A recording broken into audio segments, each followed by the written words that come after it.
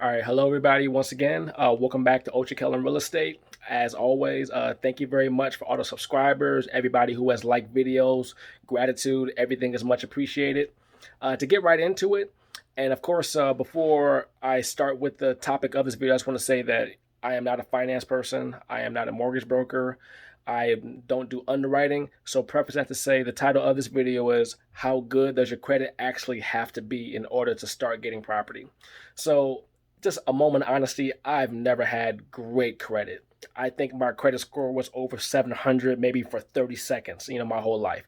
I just never had great credit, for one reason or another, never because I didn't pay things on time, but back during my pro baseball career, I was always having to charge stuff to credit cards, always having to rob Peter to pay Paul, just trying to figure out a way to get things done.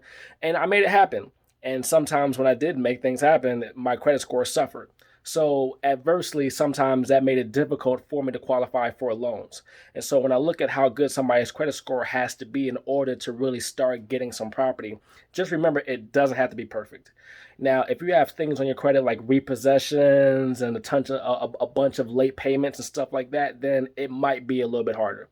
But for most people, if you make a decent income, especially if you have a job where you make W 2 income, where it's guaranteed that you have a salary and that you're going to make so much money per year, typically they're a little easier looking at people like you when it comes to whether to approve you or not for a mortgage. Now, me, I was on the other side of the spectrum. I've always been a freelancer for the most part. I drove Uber and Lyft, and I still do drive Uber and Lyft sometimes to make money. And living that lifestyle and trying to apply for mortgages makes it a lot harder. But I found out a way to make it work. When I look at comparing credit scores to what I went through in my previous life, I look at it like back when I was in high school.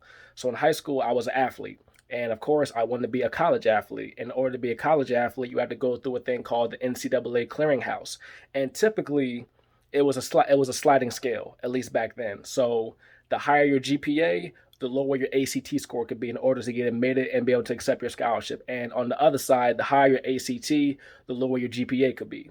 And so I look at it almost the same way when looking at credit scores and qualifying for a mortgage. Typically, the more money you make, the lower your credit score can be, and somebody will still give you a mortgage. And on the other side, of course, the higher your credit score, maybe a little bit lower your money could be as far as how much money you make in order to qualify for a decent mortgage as well too. And the main thing why people really do want high credit scores is to avoid the interest of the loan because you'll get a lower interest rate. Now, please remember that the biggest thing though is if you draw out the loan or the mortgage for the entirety of the whole 30 years, that's when the interest rate really kills you. Of course, in my opinion, especially if you're buying income property, your main goal should be to pay off the loan as fast as possible. So if the only way you can get a loan is if they have to charge you a 4.5 interest rate, but you bought a 3 unit or a 4 unit building, your goal should be to pay as much down as quick as possible so that interest rate never really catches up with you and doesn't make that big of a difference. But the biggest goal is just to get a piece of property and to get started. So, as I said before, the main thing is you want to talk to a mortgage broker. You got to go through underwriting system, and they're really going to give you guidelines as far as where your credit score needs to be.